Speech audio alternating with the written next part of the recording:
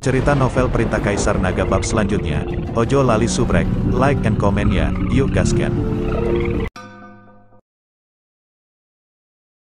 Bab 3717-3719. Bisakah kamu benar-benar membawaku ke istana Guanghan? Chen Ping menatap janggut itu dengan rasa tidak percaya di matanya. Tentu saja, saya telah tinggal di sini sepanjang hidup saya. Saya sangat akrab dengan jalan menuju istana Guanghan, dan itu benar-benar aman, sejujurnya. Saya kenal dengan seorang tetua dari istana Guanghan. Jika Anda beri aku lebih banyak koin roh, aku bisa membawamu ke gerbang dalam tanpa masalah. Janggut merapikan janggutnya dengan tangannya dan berkata dengan percaya diri, "Oke, kalau begitu bawa aku ke gerbang dalam. Yang terbaik adalah bertemu dengan penguasa istana Guanghan." Setelah mengatakan itu, Chen Ping mengeluarkan selusin koin roh emas ungu dari cincin penyimpanan dan melemparkannya ke Goate. Koin roh emas ungu, Goate melihat koin roh emas ungu di tangannya dan tertegun sejenak. Butuh waktu lama untuk pulih, dan sorot mata Chen Ping langsung menjadi sangat tersanjung. Dia tidak menyangka bahwa Chen Ping ternyata adalah orang kaya yang bisa menjual lebih dari selusin koin roh emas ungu. "Rekan Tao, jangan khawatir. Saya telah tinggal di sini sepanjang hidup saya, dan saya pasti akan mengirim Anda ke istana Guanghan." Goate buru-buru memasukkan koin roh emas ungu ke dalam sakunya, dan hendak pergi bersama Chen Ping. "Shen Jizi, kamu curang di sini lagi. Sudah berapa kali aku memperingatkanmu?" Saat Shen Jizi hendak pergi bersama Chen Ping, tiba-tiba terdengar teriakan. Saya melihat seorang kultivator wanita mengenakan pakaian hijau dan memegang pedang datang dengan cepat, menatap ke arah mesin ajaib. Ketika Shen Jizi melihat wanita itu, dia langsung terlihat sangat malu. "Nona Lan, saya tidak berbohong. Jangan memfitnah saya." Shen Jizi menggelengkan kepalanya dengan cepat dan berkata, Aku sudah lama memperhatikanmu. Kamu telah menggunakan istana Guanghan kami untuk berbohong kepada orang-orang sepanjang hari. Jangan kira aku tidak tahu." Nona Lan mendengus dingin, lalu menatap Chen Ping dan berkata, "Rekan Tao, dia adalah orang yang bertanggung jawab di meja resepsionis istana Guanghan. Nama saya Lan Yingying. Apakah orang ini memberitahu Anda bahwa dia dapat membawa Anda ke istana Guanghan kami? Dia juga dapat menerima Anda masuk dan membiarkanmu mengeluarkan uang." Chen Ping mengangguk, lalu menatap mesin ajaib itu, dengan sedikit amarah di matanya. Ternyata orang ini pembohong. "Jangan tertipu. Jika Anda ingin pergi ke istana Guanghan kami, Anda hanya dapat mendaftar di meja resepsionis dan kemudian dipandu oleh kami. Jika Anda naik gunung secara pribadi, Anda tidak akan dapat menemukannya lokasi istana Guanghan kita sama sekali. Mereka yang berada dalam masalah, lingkungan di sini buruk, dan ada monster di mana-mana. Jika Anda benar-benar ingin pergi ke istana Guanghan, silakan mengantri dan mendaftar." Setelah Lan Yingying selesai berbicara, dia melirik ke arah Chen Ping dan kemudian melanjutkan dengan segera, "Namun, jika Anda memiliki kekuatan tingkat ketiga di alam kesengsaraan, saya khawatir Anda tidak akan memiliki kesempatan untuk pergi ke istana Guanghan kami kali ini. Kekuatan dari para biksu yang kita daftarkan kali ini harus berada di atas alam kesengsaraan tingkat kelima. Bagaimanapun, kali ini, saudari sekte luar, pendamping Tao yang saya cari adalah memasuki wilayah kutub bersama-sama. Jika tingkat kultivasinya juga rendah, itu hanya akan membuang-buang waktu." Setelah mendengar kata-kata Lan Yingying, Chen Ping benar-benar terkejut. Dia tidak menyangka istana Guanghan benar-benar istimewa, berbeda. Ada juga persyaratan alam untuk menemukan pendamping Tao bagi murid luar di istana Anda. Ini bukan mencari pendamping Tao, ini jelas mencari seseorang untuk dimanfaatkan, seseorang yang telah bekerja di istana Guanghan dengan sia-sia. Chen Ping hendak bertanya pada Lan Yingying apakah pemilik istana-istana Guanghan ada di istana. Chen Ping ingin menjalin hubungan untuk melihat apakah dia bisa memasuki istana Guanghan. Tapi sebelum Chen Ping bisa berkata apa-apa, terjadi keributan di antrian. "Siapa kamu? Kami sudah lama mengantri. Bagaimana kamu bisa mengantri? Apa-apaan ini? Kamu istana Guanghan tidak mempedulikannya. Lama sekali. Tidak ada yang bisa mengantri."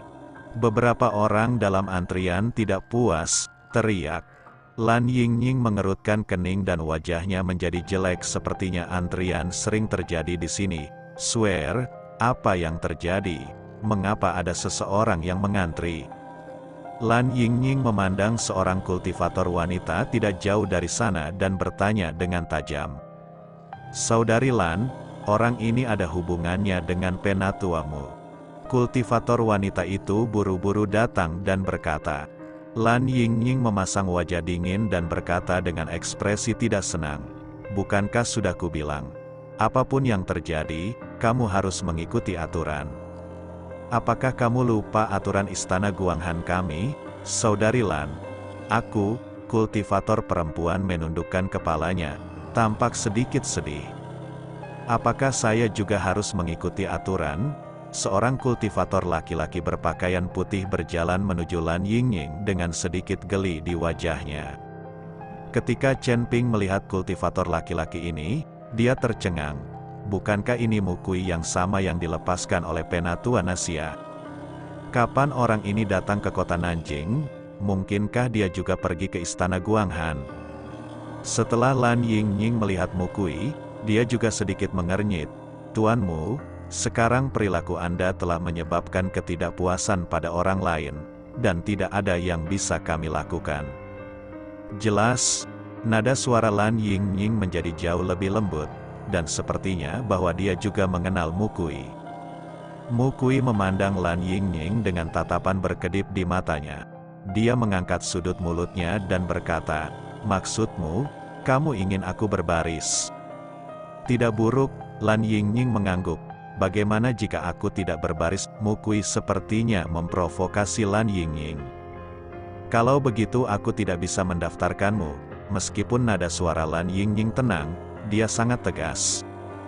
"Maukah kamu mendaftar untukku?" Mukui mendengus dingin. "Aku ingin melihat apakah kamu memiliki kemampuan itu. Buka mata besarmu dan lihat apa ini." Mukui mengeluarkan sebuah tanda, melambaikannya di depan Lan Yingying. Ini adalah tanda istana Guanghan. Melihat tanda itu, Lan Yingying berhenti berbicara. "Ini adalah tanda yang diberikan kepadaku oleh penatuamu dari istana Guanghan. Apalagi yang berani kamu katakan?" "Sudah kubilang, jika aku tidak melihatmu sebagai murid dalam istana Guanghan, aku akan bermain denganmu sudah lama sekali. Bibi saya secara pribadi memberitahu saya untuk datang ke sini, sehingga saya bisa pergi ke daerah kutub untuk mengalaminya. Kalau tidak, saya tidak akan bersedia datang ke tempat yang tidak berterima kasih ini."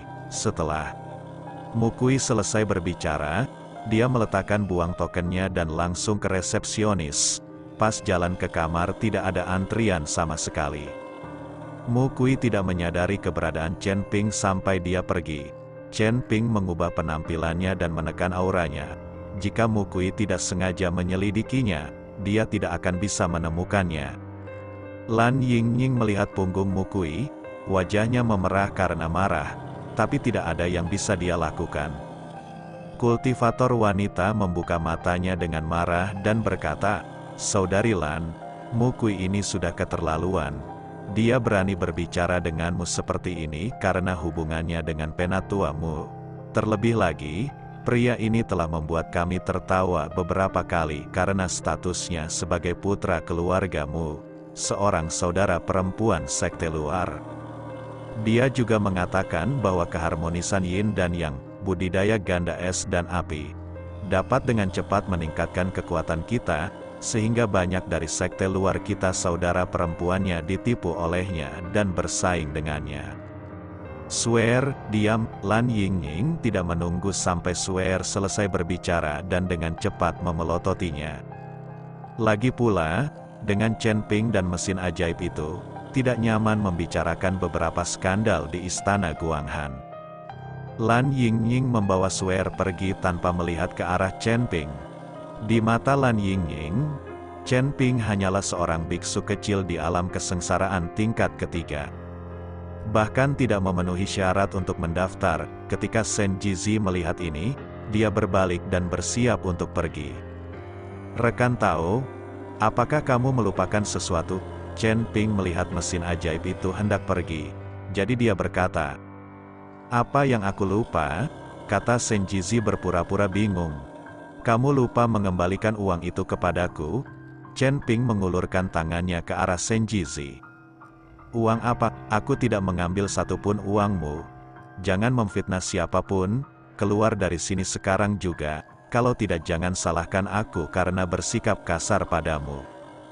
Bagaimana bisa Shen Jizi mengambil uang yang dia masukkan di sakunya? Terlebih lagi, Chen Ping hanya berada di alam kesengsaraan tingkat ketiga, tetapi dia sendiri berada di alam kesengsaraan tingkat kelima. Chen Ping tidak punya teman, dia sendirian, dan mesin ajaib akan merampoknya. "Apakah kamu berencana mencurinya secara terbuka?" Chen Ping tersenyum dingin. "Ya, saya akan merampok Anda.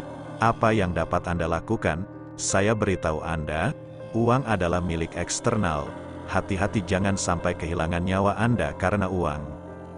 Jika Anda kehilangan nyawa Anda, maka..." Shen Jizi punya belum mengatakan apa-apa setelah selesai, saya menemukan bahwa Chen Ping hilang. Kemudian bayangan hitam muncul di depannya, dan Shen Jizi merasakan napasnya tersendat, dan dia sedikit kehabisan napas. Saya melihat Chen Ping sudah berada di depannya, memegang leher Shen Jizi dengan satu tangan.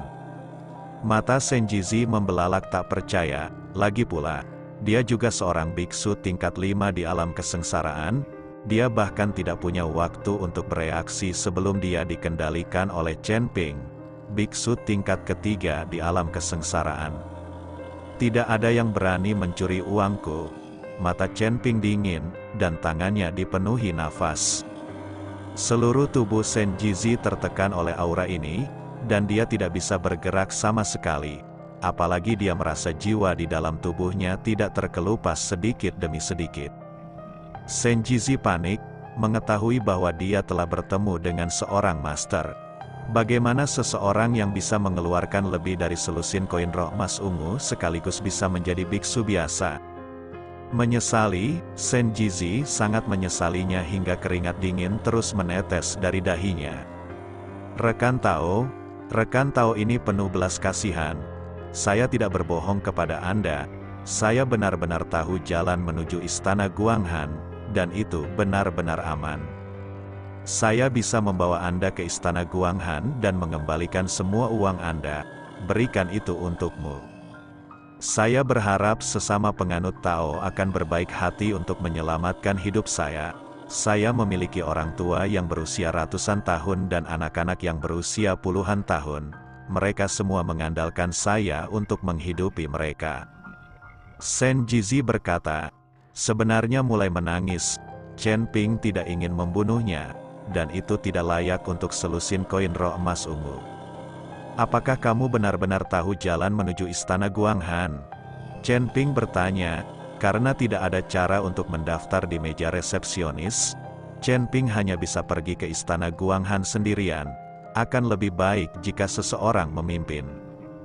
Sungguh, jika aku berbohong, 5 petir akan menyambar dari langit, dan aku akan disambar petir dan malapetaka sampai mati.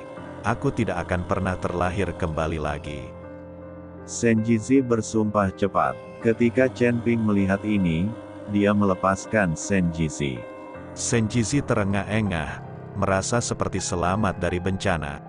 Aku akan mengembalikan uangmu dulu, lalu aku akan mengantarmu ke sana. Setelah mengatakan itu, Shen Jizi pergi untuk membayarnya. Tidak perlu, jika kamu membawaku ke istana Guanghan, uang itu akan menjadi pengeluaranmu. Chen Ping melambaikan tangannya dan berkata dengan murah hati. Ketika Shen Jizi mendengar ini, matanya tiba-tiba bersinar, dan dia menepuk dadanya dan berjanji, Jangan khawatir, rekan Tao, saya pasti akan membawamu ke istana Guanghan, dan itu akan cepat dan aman. Shen Jizi membawa Chen Ping dan meninggalkan kota Nanjing. Lalu ketika kami sampai di kaki Gunung Tianmo, semuanya tertutup salju putih, sejauh mata memandang. Shen Jizi tidak membawa Chen Ping mendaki gunung, tetapi terus berjalan ke selatan menyusuri kaki gunung. Chen Ping sedikit terkejut. Istana Guanghan berada di atas gunung, tetapi si jenius ini tidak membawanya ke atas gunung. Shen Jizi juga melihat keraguan Chen Ping. Jadi dia menjelaskan, rekan Tao, saya punya jalan rahasia sendiri, saya bisa pergi ke istana Guanghan, tapi saya hanya bisa pergi ke gerbang luar. Jika saya ingin memasuki gerbang luar, saya harus mencari jalan sendiri. Saya tidak punya urusan memasuki gerbang luar, apalagi bertemu dengan penguasa istana Guanghan. Itu semua hanya bualan saya. Shen Jizi mengatakannya dengan jujur. Dia tahu betapa kuatnya Chen Ping, jadi bagaimana caranya, masih bisakah dia melakukannya, berani menyembunyikan Chen Ping. Tidak masalah, bawa saja aku ke istana Guanghan, kata Chen Ping dengan tenang. Selama Anda menemukan istana Guanghan, menemukan cara untuk bertemu dengan pemilik istana, dan mendapatkan batu iblis surgawi, Anda akan baik-baik saja. Chen Ping tidak ingin tinggal lama di istana Guanghan, juga tidak ingin menimbulkan masalah pada Namukui. Lagi pula, statusnya tidak cocok untuk tinggal di satu tempat dalam waktu lama. Jika identitasnya terungkap, tindak lanjutnya akan sangat merepotkan. Perintah pembunuhan dari Demon Ceiling Alliance memang membawa banyak ketidaknyamanan bagi Chen Ping.